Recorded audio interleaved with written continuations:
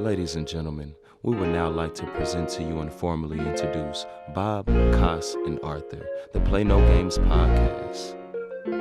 It's your favorite podcast where we talk about real life and exchange a few laughs. We sticking to our path. When you find understanding, just know that will never last. We ain't here to play no game. What's poppin', you guys? The world is getting crazy, and now we know we gotta be here the again change. with a delicious installment of the Play No Games podcast. Say forward. And we're going to get to the square root of today's show. And it's something delicious, nutritious, and it's that guilty pleasure. And we have a Portland staple, whether you're in Northeast, the Motor Center, even in, I want to say, soon to be, what do you call? Southeast? Not Southeast. Where's Hillsboro? Boy, you just butchered that. I know. Anywho. You got Way it. out. There you go. Way out. See, thank you. I was trying to say all that. We're keeping all that. We have ranch pizza in the building today. Happy to be here. What's up? Oh, thank you. Appreciate y'all. Appreciate y'all. Felt good. Thank you. This is great. No, I just want to say once again, thank you so much for coming to the Play No Games podcast. And let's just say, being a Northeast kid, I remember when Ranch Pizza very first came into my neighborhood, and I was like, what is this? It's like, what is this? And I was just like super excited that there was like pizza really down the street for me. Mm-hmm. So I want to say thank you for filling my palate for so many years. Oh, for sure. Yeah. That was a good restaurant for us. It was the first restaurant we opened. We built it out with our own two hands. Yeah. It was a super fun project to start the business with.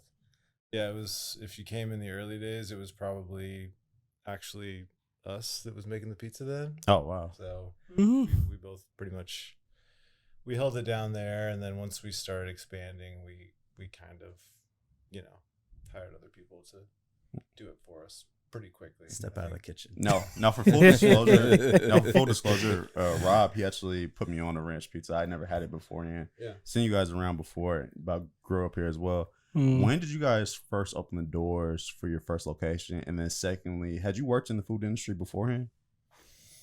So, yeah, good questions. It's kind of not that interesting of a story, I guess. But we started as a pop-up. So this location down the street here on Deacon was actually the third real iteration of Ranch Pizza. The early days, the very first ever iteration was as a pop-up. We rented essentially time in what was basically a commissary kitchen at a bar down in Southeast Lads area, and we didn't have a storefront. We didn't have a dining room. Like, we shared a kitchen. There would just happen to be like a bagel oven in the back of this commissary kitchen that we were like, can we use this to make pizza? And then we delivered on foot to like bars in the neighborhood. And bicycle. Oh, that's Some pretty epic pictures of Eric delivering on a bicycle. Yeah, that's true. That lasted until my bicycle broke. I was gonna say, y'all are bicycling and delivering pizza in the rain in Portland. That's crazy. Yeah. I commend y'all for that dedication, though. That No, unison yeah, is like the struggle. Yeah. No, I mean, like, bro, that's tough. Yeah. Like, Yeah, so it sounds more hardcore than it is. The places we were delivering to are essentially across the street no, from us. So Appreciate we would walk across the street. Several miles. Yeah, It's a I don't long know if you guys street. are familiar. The corner of 12th and Division, there's a place that actually just closed, sadly, called Apex. It's a big tap room. That was one of the spots we delivered to. And then across the street, another bottle shop called Beer Mongers. Those were the first two locations that we just walked over. We put menus down. We talked to the owners beforehand, like, hey, can we kind of partner with you guys a little bit? Yeah. Bring pizza over. And then we bought a phone and a fridge, and that was Health it. department made us buy a fridge. Yeah. We were trying to use the fridges that were there already, and they were like, you got to get something. So we had to open a credit card to buy a fridge. Yeah. I mean, they always gonna get their money. Yeah. Yeah. For sure. Now, It's fun, though. Yeah, it was fun a true, sort of grassroots kind of thing. pirate pizza at the time. Yeah. Now, Richard, Eric, let me ask you this: what went into the idea for the name and brand? That was all Eric. Yeah, I don't know. I think so. So ranch and pizza was just something that I grew up with. I was actually just texting with a friend I went to high school with today, and we were trying to figure out like when the first time we had ranch on pizza was, and like I couldn't remember, and I was kind of like mad at myself. Like I wish I would have paid closer attention when I was a kid. Yeah, because now I could like tell this story of like, oh man, Probably this like is how I discovered it. buffet, Probably, yeah, like something like that. it just like in my mind it was something that was just always a thing. Yeah. And I think that was always important to me when it came to food, and like what I wanted to do with my career as somebody in food is to you know, to have some like nostalgia behind the food or the approach to it. And so, you know, I think a lot of people think like, oh, you just put ranch on bad pizza to kind of cover it up. yeah. But, you know, we wanted to kind of turn that upside down and like say, yeah, it's sort of an ironic nickname in that way. Like we, you know, we're ranch pizza. It's kind of like a highbrow, lowbrow sort of a thing, but the pizza doesn't need it, you know, we would always say. But Just a nice so touch. Yeah. So To me, like I've grown up seeing like people eat ranch with their pizza a lot. So like, so interesting that you would like say it in that way, where it's like, oh, like I've seen like a lot of people. So like right. to me, I think it's like when it comes to business, it's capitalizing. Where like even though you can't remember that moment, you just capitalize. We're like, all right, we're putting ranch with the pizza. Right. Yeah. It's weird, bro. That 'Cause seemed right. I feel like I've went through like cycles of whether or not I like ranch on pizza. When I was a kid, I ate it. Yeah. I went through a pocket when I was an adult. I was like, you know, I might have been kind of bougie. You know, good pizza doesn't need I don't have to ranch. do that Yeah, anymore. kind of like exactly. Like steak doesn't need steak sauce. Yeah, Yeah, good exactly. steak doesn't need Yep. steak. Yep. steak Thank you. A sauce. well good steak. I actually made that Yeah. here. You Just- say you say a well done steak. well, medium rare. Look Oh, here, okay. look here, man. Like A grow up your well-cooked palate. steak. Yeah, well A cooked, properly Yeah. cooked Thank steak. you. Yeah. Thank you. Yeah, Yeah. no. So No, I'm true. no. No. I'm curious. Why the Detroit style? Again, that was like, yeah, this sort of came out of Necessity. Necessity. Yeah. When we first started playing around with pizza, and neither of us knew how to make pizza, and so we're like, let's try something really easy we can do at home in our home oven. Doesn't get super hot. We can use a sheet pan. First pizzas were just like home cooked pizzas. We played around with it. We tried a few recipes, and then we like started to get a little more professional. We're like, okay, we'll get some special pans. Okay, we'll do what some other people are suggesting. Well, we'll try a couple of things to make this pizza a little bit more legit. Yeah. Eventually, it got pretty good, and that's when we started to think about doing a business. Yeah, kind of like same thing with the ranch and pizza. Like we both aren't really sure when we decided that this should be a business. Like at least me, it's like I remember having like conversations about it, but I don't remember the moment in my mind when I was like, wait, okay, this could like be the thing, you know, this could be what we do. But yeah, it was definitely a homegrown thing. Yeah. You know. Yeah, it was an opportunity. He saw an opportunity because he worked at Double Dragon down on that corner, and he's like, there's 2 kitchens here, and there's all these bars with no food. Let's try to make some pizza. Let's see if they like people want to do it. And so like we were already like making pizza, you know, we're like, let's try something. It'd be really easy. It's pretty low risk. We'll do it on the weekends, maybe 1-2 days a week, and you know, if it works, cool. If it doesn't, whatever. It was fun. Yeah, Nice. that definitely helped. Like being low risk, you know, it gave us that opportunity to get our feet wet, you know, dip our toes in. I respect that when you starting a business.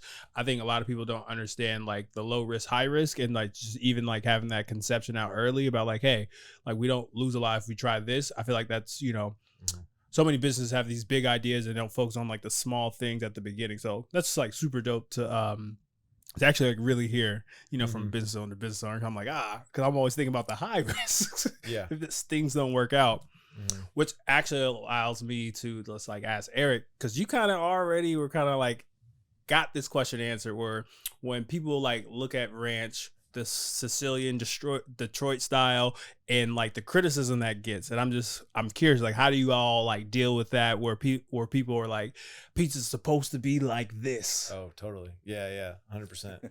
I mean, the thing that comes up most for our pizza is when you get really granular in the Sicilian versus Detroit style, actually. And there's like, it really hasn't been that much of a pain. There's just like, people want you to define it as this regional style versus that regional style. And it's hard for a very small group of people to accept that it might not be exactly like one or the other. And that's basically kind of where we land. Like, it started maybe as more Sicilian, and it kind of like adapted a little bit more to where it looks like Detroit. And we kind of like had people along the way that were, working with us or, knew about us that called us Detroit before we even called ourselves that. And so still we kind of just market ourselves as pan pizza to kind of stay out of the argument, purposely. Yeah, and I get that. And it's kind of worked for us, especially in Portland, because I think people are more open to just like doing whatever as long as it's good, like not fitting into the mold that's already kind of laid out, and that being okay, versus like if we were in New York or like Italy or something, it'd be a lot different, when it comes to pizza. So okay. So y'all have had to shoot away some pizza snobs before? Yeah, a little bit. I mean, we try to convert them, especially with the ranch than anything else, because like any pizza snob is going to be like, yeah, no ranch. That's changed a little bit. Like, I feel like even some of the real classy pizza places in Portland that didn't used to do ranch are now like, okay, enough people asked for this that we're gonna have to make some. So not because of us, but just I think it's because of us. Talk your shit. Talk your shit. No, we have like a ton of stories like that. I think any given day we can get like people like giving us feedback or giving reviews that the whole pizza industry is full of this, but like everybody's an expert. Everybody's pizza where they're from is the best pizza. That's fine. That's totally fine with us. But in any given day, we can get two people from the same place that like have completely opposite reactions, and everybody likes their own kind of pizza. That's fine. That's totally fine, because every type of pizza is really fucking good. Can I swear? Yes. Yeah. Okay. Yeah. We do all the time. Your face. No. Yes, because all the time certain things get cut out. But what's not going to get cut out is this commercial break. So I'll be right back, and we have more from the ranch. You have an event coming up? A project that'd be elevated by crisp visuals and clear audio. Look no further than the Backseat Critic Productions. Our email is bc.productions.pdx@gmail.com. Find us on Instagram at bc.productions.pdx. And we're back. Thank you for that commercial break. What's up, guys? What's up? Awesome to join the couch here. My first question for you guys would be: you're expanding pretty quick here. Since you opened the first franchise, you're up to 8 locations now. Can you speak a little bit on kind of what that process has looked like? Maybe some of the growing pains, what has come along with franchising? Well, I mean, we're like technically not like franchising just because we're like building them all out ourselves. Oh, okay, yeah. But there's been a massive amount of pains. Long answer short, you know, it's been tough. Like we just mentioned, like we started like super humble beginnings, humble in our opinion, and to go to 8 shops in 6 years has been like a real journey. And we're doing stuff now that we never thought about doing at the start. We thought about making pizza, we thought about delivering pizza. How do we sell 40 pizzas tonight, 50 pizzas tonight, and like record breaking night, $500, yes, There you go. which was incredible at the time.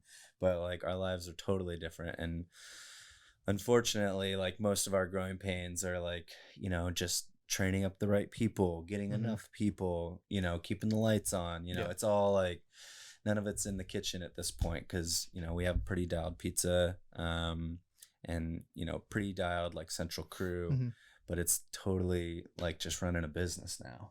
Yeah, I think you trade a little bit of the fun and the excitement the early days for, you know, getting to enjoy a little bit of the success later on. For us, it kind of just like we just couldn't turn down a good opportunity, I think, early on. And then once it got relatively early on, and then kind of once you start doing that, it just kind of gets easier to keep growing, you know? So you do one and it works, and you do two and it works, and now you got a team at each one, so you're freed up to look at more places and think about more expansion, and it just kind of like starts to happen exponentially sort of in that direction. And like in 2020, after we right as the pandemic hit, we opened our second location like literally the week before. Oh wow. And so we were like, I don't know, we don't know what's gonna happen, like telling our managers like we're gonna have to like plan to cut, you know, like 25% of your staff, your hours, like we don't know what's gonna happen.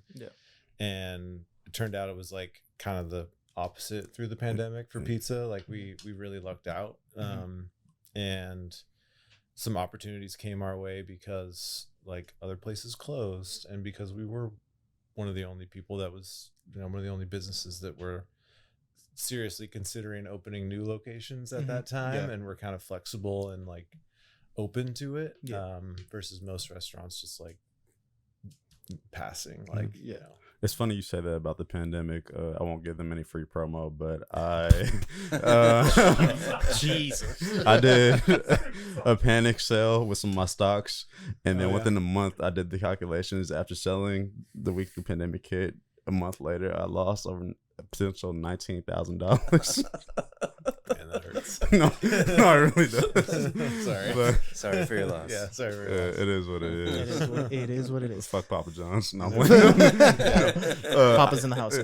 Now I do have a quick question on managing all those 8 locations. Is there, you guys kind of take shifts every day, being like, hey, I'm gonna be at this one today, I'm gonna be at that one today, or do you maybe baby them as they open up and then you just kind of let them free bird after that? We used to be able to do that. Okay. But we have 100 staff now, and we couldn't drive to all the locations in a day. You know, they're just far enough away. I mean, we could drive to all of them, but we wouldn't have time to talk to anybody. No, but like the size of the organization now, it just requires, you know, distribution of our time, and distribution of management. So all the stores have like really responsible store managers. Some of the bigger ones have assistant managers above them. They have like operations help. They have like food systems help. You know, HR, you know, we try to keep it legit. But yeah, we have a lot of we need that. HR. No, but we're not in the position where we're able to do that. You know, that's like something that like left our hands relatively early on, just like the kitchen. You know, like we weren't able to make all the pizzas ourselves, unfortunately. Then we weren't able to manage all the stores ourselves, unfortunately. And then, you know, we weren't able to manage 2-3 stores ourselves. So it's just, you know, been like a slowly growing pyramid scheme, obviously. Pyramid scheme. We're trying to grow money on trees right now. I gotta ask, because I have a completely different question, but now, have you ever like popped in, because I'm sure at some point, you know, with so much infrastructure that you built up, there's probably some new hires that don't know either of you. So have you ever just came in like sunglasses just to see like, is the customer exactly like, usually we don't even have to come in disguise. Like it's we're not famous people. Yeah, I think we're comfortable kind of like neither of us has really ever wanted to be like the face of the business, you know. We're like we're kind of comfortable being a little bit in the background, and I think that kind of reflects our management style too. Like we give people, you know, the freedom to kind of take care of their own business, and you know, it kind of like we were definitely not micromanagers. Nice. So, you know, more often I feel like I don't want to just pop into the store if somebody would recognize me, because then it might kind of like throw them off. Like I'm not here to like judge you or like put pressure on you. Like we have systems for that. Like will you do your job? If not, like, you know, I'll hear about it, but it's not like a bad thing. Like we have a way of, you know, we have a way of managing people and training people, and like, yeah, we're not trying to be like undercover boss and just like pop in and freak people out. So Yeah. there's definitely a lot of our employees who probably would not recognize us. So, Fair. and that's okay, I think. Yeah. Did you have another question? Because you said that was unrelated. Oh yeah, I have another one. It was something Richard you said earlier. Was there any point like early on where you either of you hit a moment where you're like, man, I don't know if this is gonna work, and if you did, how did you pivot and find a way to persevere through that? And then are there any words that you would give to an aspiring entrepreneur, or future business owner? Yeah, absolutely. Absolutely lots of problems. I mean, Every day. we started as a pop-up. I'll give you like kind of some early like tough times for us, but we started as a pop-up. We pretty early on were like approached by like some restaurant groups, and we moved into a bar. It was only open for a year or two in Northeast Portland, and I don't want to like name names or anything, but it was a very difficult situation for us, and we basically like had to drop out of the project, which was really tough for us because it was right after our pop-up. We stopped the pop-up to do this project, and it was honestly a very good stepping stone for us, even though it was also a big learning experience. Part of the reason that we were able to overcome, though, was because we were also starting to build out the first restaurant. We knew we wanted, at that point, to have our own restaurant, to run our own restaurant, which is the one right down the street here. And it was a very difficult time, and we've gone through like several difficult times. And like my only my only advice is to persevere, because we had tons of moments where we're like, oh no, we have no support. There's nobody here but us. The buck always stops with us. So like me and Eric were pulling like full open to close days for like weeks at a time, weeks and weeks and weeks at a time. And like just like working ourselves to the bone, and, working 80, 90 hours a week, it shows you like what you can do. If you're willing to like say yes to that, then like it will serve you later on, because you will always run into problems. And like, I think knowing that you can get through a really hard time and through some like hard situations makes it so that you can, do anything, have faith in yourself. Right. So, like I said, we've had a million problems, but we're totally fine. Like, when we run into those road bumps now, because we know we can handle it. Yeah, I think like I can't speak for maybe businesses that are much different than restaurants, but like, if you're thinking about starting your own thing, if you have this vision, like at least when it comes to restaurants and food service, I think part of the reason why we ended up doing well and why like our concept worked is we were okay if it would have just been one restaurant forever, like we didn't kind of like set out with this end goal of just being, the owners at the top. And I think we were okay just making pizza and figuring it out. And I think like if we hadn't have had that approach, we might have burnt out early. Like we might have hit the wall earlier on, but it's kind of like the classic, like just make sure you do something you're passionate about, and something that you care about, because it might just be you that's doing it, if you want to do it. So be okay with that. And then, maybe you might find some success in it, and it might evolve into something different, depending on your definition of the word. But I think that was one of our strong points, is we were both just kind of like, this could be fun, just having a pizza shop, and we have done a lot of evolving too. Oh yeah. Like we've had like a ton of people that have worked with us and for us that have just frankly been better than us at a lot of aspects of what we do. So we've like continued to learn and like surround ourselves with like people that are just really good in the kitchen, good at the restaurants, have more experience than us. Know how to talk to people. Yeah. So, yeah.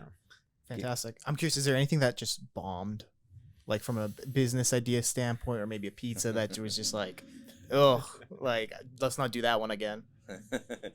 We mostly recipe test before we roll out. Okay. Oh, actually, I have a really good one. Okay, We yeah. had somebody that worked for us for a while that was really excited to make some ranch ice cream. Oh my gosh. Ooh. Oh. You know, it could potentially be good. You know what? That's a real Portland thing. I'll say that. Yeah. Right. Yeah. And we've had a lot of employees actually like suggest we need to make ranch ice cream, and one actually just did it on their own, and it was honestly like the only thing that I've instantly spit out. It was terrible. Yeah, it's really bad. Terrible. And actually, I'll say like 5 or 6 employees made it. It wasn't just one. You know, just Yeah, so we don't get in right. trouble. No. Uh-oh. Who knows? Who knows? I don't even know. Do you use like Hidden Valley like seasoning on that to make I have no sure? With milk. Oh, it was bad. It was very salty ice cream. Let me tell you. That's fair.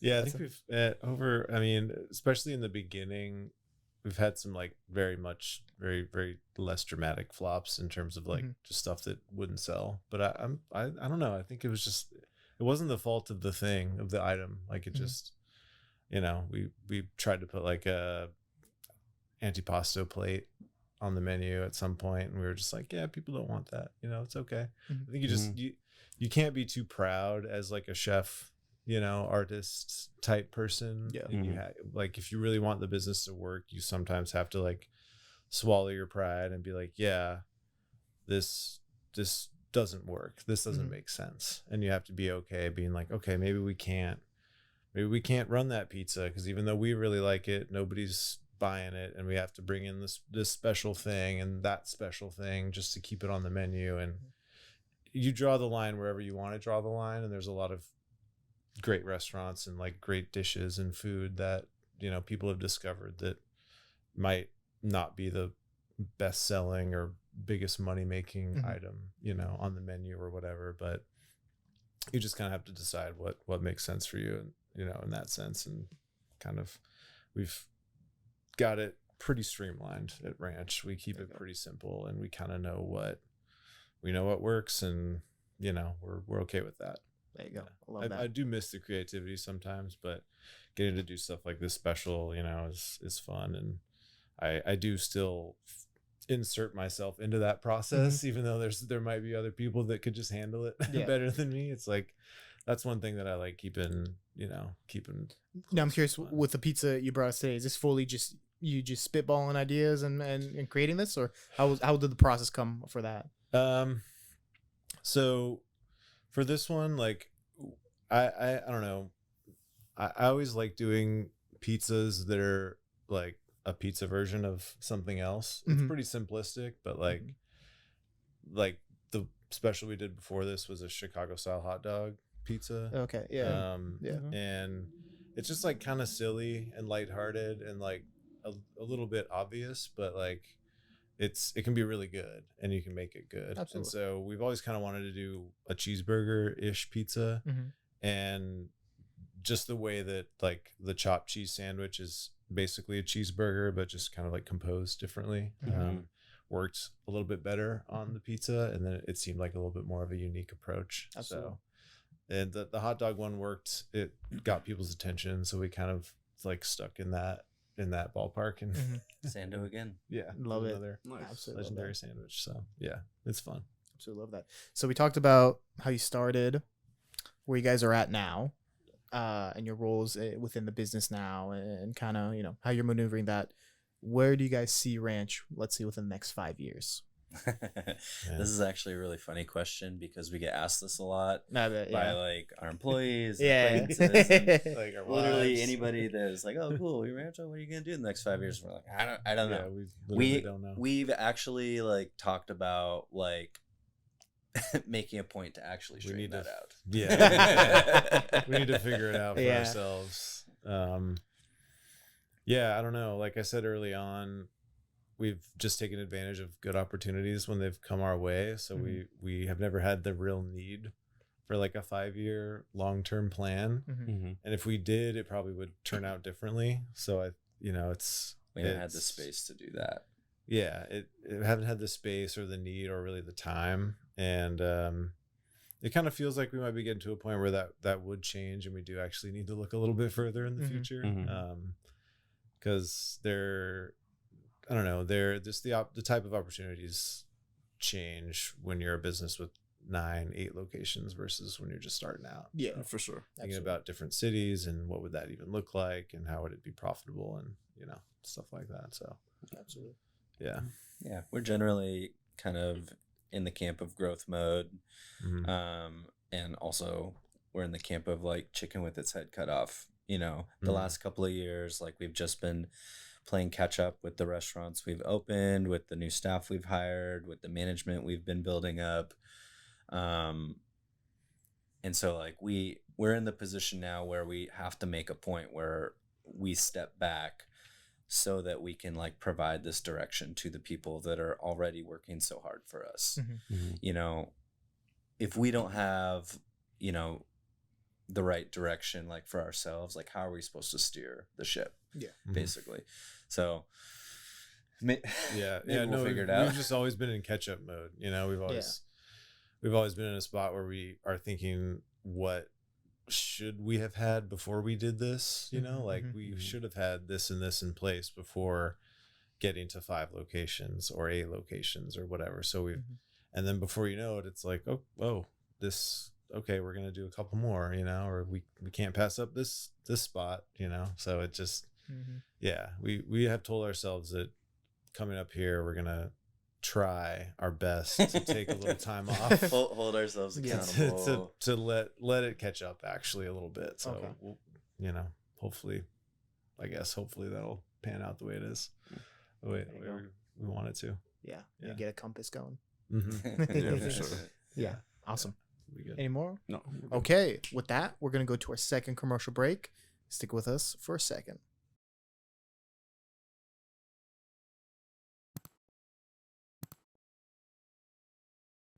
That was a great commercial break, wasn't it? I just keep changing myself.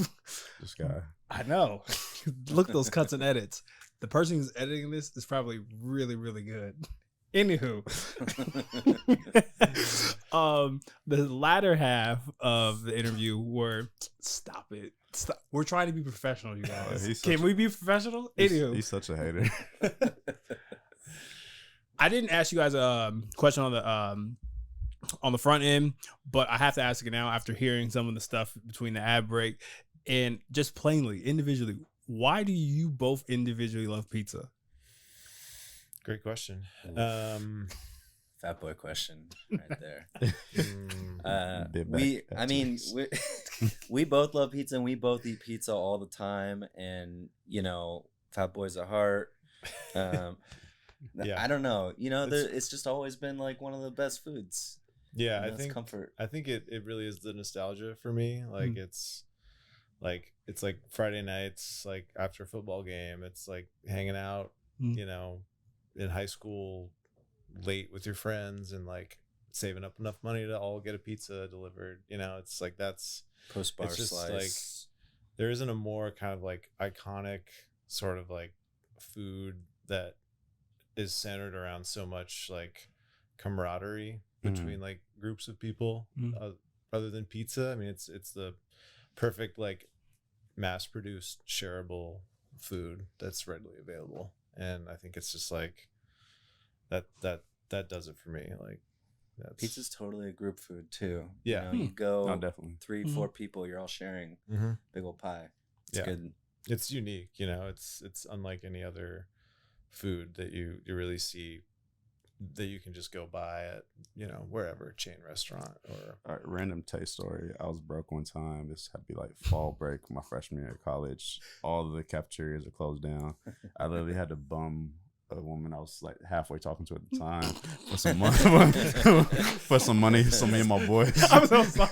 could get an extra large pizza, and we chowed on that for like 2 days. yeah. I about that was a very vulnerable moment you shared with us. Hey, bro. I used to started from the bottom. I used to be like a real fat like little kid, and I used to make my mom make me pizzas on English muffins for breakfast. Oh, I've done that too. Yeah. So That's good. Hey, it goes deep. I made a Cool Whip sandwich one time. My mom Where are we wasn't- going Yeah, here? he was real deep in the trenches. My mom was not having that. Food alley. Yeah. You know, fast. She slapped my hand. She's like, "What is that?" I said, "It's a Cool Whip sandwich." All right, now back to some business stuff. Wait, one more. All right, One more. get your bars off. One more. No, it's not a story. It's a follow up. All right. So follow up to my why you love pizza is you both individually love pizza. Pizza is a business. Do you both even do you get tired of eating pizza? That's kind of a loaded question at this point because like I've been on kind of like a health kick lately. Okay. It's kind of embarrassing. No, like, it's more not like embarrassing. a weight. Is it like good for the brand though? I don't know. When we Like- first started Ranch, Like owner of famous local pizza chain loses 40 pounds. Like, what's going on? Why isn't he eating the pizza? I gained 30 pounds the first month and a half That's we true. started. Are you serious? God damn. No. Yeah, we're just It was a lot. We were drinking a lot of beer. We were eating a lot of pizza. We were smoking a lot of pot. It was, Probably it not came sleeping on. much. No, Yeah. not at all. It was fun. It was a really fun time, but I gained a lot of weight really fast. Mhm. But yeah, also long story short, like pizza, don't get tired of it. I still get pizza regularly from all places around town. Mhm. You know, people that come to visit, I reserve like getting ranch for my house for when people are visiting me because they're like, yeah, I want to go to your pizza place. Let's get it. Mhm. So it's like a really fun event. I get to take them to one of the restaurants. Awesome. When it's just me and the family, we try other places around town. And when we first started the business, we used to have just market research Monday, which was basically both of our families going out for pizza every Monday, Mhm. just anywhere else in town to try different pizzas. It was super fun. And still love doing that. Do either of you have kids? We both We have both do. kids. Okay, do your kids Mhm. ever like when you're taking them out, like they'll like try somebody's pizza, like this isn't like daddy's? It hurts like more to when think they that. say this isn't my favorite pizza or this is my favorite pizza, Dad. Ranch Yeah. is second. Oh. Wow. Yeah. Wow. I don't know. Is it Rowan's It favorite? switches. It's Ranch is Rowan's Technically. favorite, my Yeah. daughter's favorite, but it switches every week. So Real. Yeah, I don't know if we really get other pizza often with my kids, so they kind of have like a purposely sheltered view to True. compare to. So Yeah, I ain't mad. they're gonna be like, "What's that round? just it's What is that?" There's Yeah. a pizza that's putting a roof over the same house. Right. If you're gonna eat pizza, you're gonna eat this pizza. The Yeah. Matilda Clinton. Yeah, No, seriously. but our kids are young, so they're kind of like they don't really eat anything. Like Yeah, it's a little ridiculous, and it's usually like the breadsticks. That's like what they go for. that's all. Mhm. Yeah. And Rich, I just really say I really appreciate because I think you also share the same sentiment where like we've had a lot of different businesses on here before and they like we're the best at anything. Where like I appreciate the authenticity. You're like, hey, like I'm still like a student and novice. I just love pizza. So I just want to say, as a pizza connoisseur, I appreciate you saying that. I really do. Yeah, of course. Yeah, It's I real. mean, that I don't think it's like impossible to pick the best pizza. I think you just have so many different versions of it that like the more the better, and that's Mhm. kind of the approach we've always had. Like Mhm. community. Yeah. Mhm. So No, I just have a business related question real quick. With us being in such a digital era these days, as two people who work in the food industry, how much effort and time do you have to put into marketing, especially when it comes to like social media now? We are cavemen. it seriously There's feels like nothing. that. Like we feel, yeah, we've been lucky that with Ranch we haven't felt like we've had to have a real robust and like dialed marketing platform because I don't know, maybe it's Portland, maybe it's just pizza or the food industry in general. Like people will find you and kind of do that for you with social media now more than before. Social media was kind of like the main way that people found out about stuff.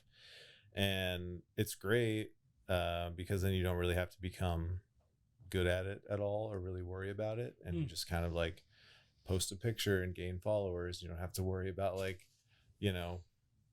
posting at the right time or like search engine SEOs or whatever. It's like people will find you. But like a lot of things we talked about as we grow, that could change and evolve into something. And like we, we've also started this like side coffee business now that we're having to like kind of take that side of it more seriously. And you definitely feel like an old guy. I definitely feel like out of touch when it comes to that. Yeah, So, even from like 5-6 years ago when we started with just an Instagram account. And like before we like actually started the business, we spent time thinking about Instagram. We spent time thinking about like, what are we gonna do with marketing? And it's a completely different landscape now than then.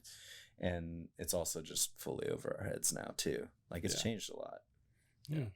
I think. That's very interesting because we have to worry about SEO all the time. Doing YouTube titles. I'm like, all right, let me compare this with this video, and I'll just brain legions and just like, why did this get more views than the other thing to get views? Right. So but I think the archaic word of mouth is still like king and supreme. Like, and I think there's like levels to that, and I feel you because my product is speaking for itself. Yeah, I mean, it's really hard for me to tell like how much the metrics on that sort of stuff, however you evaluate it. I know there's ways to, I just don't know how they do it. Like how much it actually translates to like customers through the door. You know? So like what's the conversion between like engagement versus actual purchases? Exactly. And we have been lucky to where like sales on a larger scale, on a company-wide scale, have always been in our favor. So we just haven't been forced to really take the time to like learn to fully take advantage of that side. So it's just the way it goes. Yeah. Well, before the interview gets more and more fun, because we gotta be professional, because you kind of can see that we know how to have fun when we're not doing interviews. One question I have to ask y'all before we get into one of our favorite segments with guests is, in this age of social media, you have food influencers, and they come and they take the pictures and do the dances. How do restaurants feel about food influencers? I feel like it's exploded since I actually was in the restaurants enough to like run into them. I don't know if I would really even notice it. I think you're so used to seeing everybody take pictures of their food all the time that you don't really know. Like, we haven't had people like dancing on the tables or anything like that. Like, I've never seen anything like that. But yeah, I don't know. It's just such a integrated part of that industry now. So it's okay. Yeah. If you do, can you kick them out for me, please? Yes, absolutely. I really love. I definitely will. Thank you. If they last longer than your eye roll, they're out. No, seriously.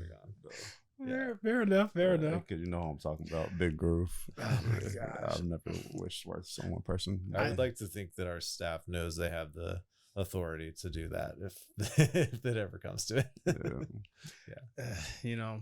People do a lot for views, and I would say, because it kind of leads into like a question where I know a lot of restaurants take food critics and influencers like word to heart, and sometimes I think about the restaurant owners where like, this is like, hey, I'm feeding my family with this, and like your one review is like everything, and I can only imagine the anxiety owners might have. They're like, all right, we have Keith Lee for this person coming through. Let's get our best, So yeah, I mean, it's important to us. Like, if somebody like a big influencer is gonna come through and they let us know. I mean, frequently they don't let us know, and we're just like, oh, cool, that's awesome. But like, if they do let us know, like, yeah, we wanna. I mean, I'd like to think that we would cater to them, but like realistically, like it's just like one of our staff members giving them some free pizza or whatever, and we're like happy to do it. I think also like with the industry, not my opinion, it's an uneducated opinion, but like I think there is a bit of a bias towards positivity, because like influencers are posting like stuff that they did that's amazing that other people will want to do, right? So I think there's usually a positive spin with food influencers, no matter what the product is they get. I think that's definitely true versus like Yelp and Google reviews, where you have kind of the flip side of that, where it's like people Yeah. take pride in like some people in like trashing, you know. I can't think when of they've had like a bad experience. yeah, I can't think of an influencer that has like ragged on a place. you Yeah. know? Yeah, I mean, they should have the right to be like, I didn't like this so much, but I think I never thought about how there is like that culture of positivity that typically works in your favor. It's either like you get nothing or you get something positive, at least on social media. So yeah. right. Yeah, I don't know. Yeah, I mean, that would be hard to turn away from. Like that would be hard to ignore, you know. I feel like at this point he's not coming for us. I don't think he would probably look at it and just be like, that's not my style. Yeah. You know, just looking at the other spots that he reviews, and that's fine. Like I don't know. He probably wouldn't rate us very well. I don't think he really would like our style, but who knows? He'd be like ranch. You never know. Yeah.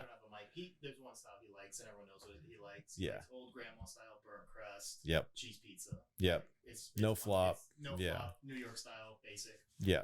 or New Haven. Mm-hmm. Yeah. But he was in Portland a couple of years ago, and we had an employee that was like, he followed him or whatever, and he was freaking out, and it's like, oh my god, what if he comes? What if he comes? And I was like, I mean, I don't know. If like, he comes, he just comes. just give him a pizza. Like, yeah, we'll be okay. But even that's like, I don't know if anybody's gotten like aside from a few of the reviews that I've seen where things go like real south in a different direction. And like, aside from that, if someone gets like I don't know what's a bad review from him, like a sub 6, sub Something like that. 6.5, you know? Yeah. I think, I don't know if anybody's going to like stop going there. Like anybody who already goes there is going to be like, oh, Dave Portnoy doesn't like it, so I got to stop going there. You know what I mean? Like, There are some sheep out there. yeah. Like, that's- oh that is true. gosh. Yeah. I guess I don't know what good pizza is. Yeah. So, I don't know. No, I respect that. I respect that. Yeah. So, I think I'm gonna give it over to Tay, and this is where the podcast gets fun. Okay. Wow. All right, so we're almost towards the end. Whenever we have guests on, I like to play a little game. It's called Shot Clock, right? So I'm gonna ask you some quick spitfire questions. You're just gonna give me a quick response, first thing that comes to your head, okay? So we're gonna just had a lot of these. yeah, probably will. Just kidding. All right, so I'm gonna just give you guys a softball warm up right now. All right, what's your favorite color, red or blue? Red. Blue. Okay, so you get how to play. Okay. All right. So let me know you're ready to start. We're ready. Good. Okay. Non-ranch pizza. Just think of this. Do you prefer thin crust or stuffed crust? Stuffed crust. I like thin crust. Pineapple or no pineapple on pizza? Pineapple. All right. Besides ranch, what's another condiment you might use on pizza? Any of them. Caesar dressing. Oh yeah, Caesar all day. But yeah, That's your thing. yeah, I love Caesar as much as ranch. Blue cheese. I would use blue peanut cheese. butter. I would do anything. You said peanut butter? Oh yeah. Oh yeah. wow, that's different. Whoa. All right, we're not. That's different. All right, we're not in Portland. What's guy's the next best city in the U.S. that you've been to as far as pizza goes? New York. Real simple. All right, and we're gonna manifest this last one. If any of us can help you, we will. You can have one celebrity of your choice come in to eat at Ranch Pizza. Who would it be? Shaquille O'Neal. Oh yeah, that'd be awesome. I don't know if he's allowed to right now, but that'll be Oh, fine. really? Yeah. Yeah, see, Papa John's. did he do? or Yeah, something? no. Yeah. What did he do? No, he's- I think he owns Papa like 40 John's? Papa John's. Oh, yeah. okay, I think he's like that. COO or something like that. Is you he know? really? Yeah. Shaq does what he wants. That's though. the best thing that That he does, though. He totally does. he's the best He thing would that come. Papa John's has going for him right now. That's for sure. Yeah, that's why I invested back Yeah. in 2018. No, bro, 'cause everything he does touches gold. Like at some point, and I just Yeah. Except for those fruit snacks. Anyone who gets Shaq's fruit snacks, you're disgusting. Yeah. It's He his has head. Shack snacks. yeah, they're probably still getting bought regardless Berry if you blast. I'd know try Shaq. some. yeah. It's true. Are they big old fruit snacks? Of his face. See? I just really want to say, I appreciate you both for like coming on the show, really sharing your time, energy, effort, and resources with us. And what I like really hypothesized as two cool dudes. Literally that. And Thank you. I'll just say I appreciate you, but as I will say, I will not speak for all of them because I want them to have their own things.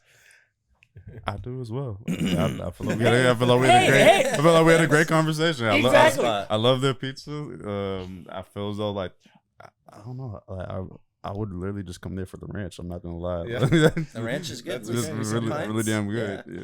Yeah. I'm a leader that delegates. I just don't want to assume you. I just want to make sure y'all have your own spotlights. Yeah, gotta give everybody their chance. And I also appreciate you guys for working with people who don't eat pork because that's such a hard thing to do. Oh. Like when I go out looking for pizza. We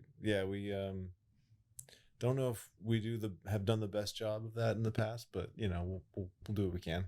Yeah. Yeah. It's tough with pizza. Like everything's pork based. So, you know. And this is like I've only stopped eating pork for 2 years. I'm not gonna lie to you. That's the one thing I do miss. Yeah. Is like being able to eat pizza freely. Sausage and bacon.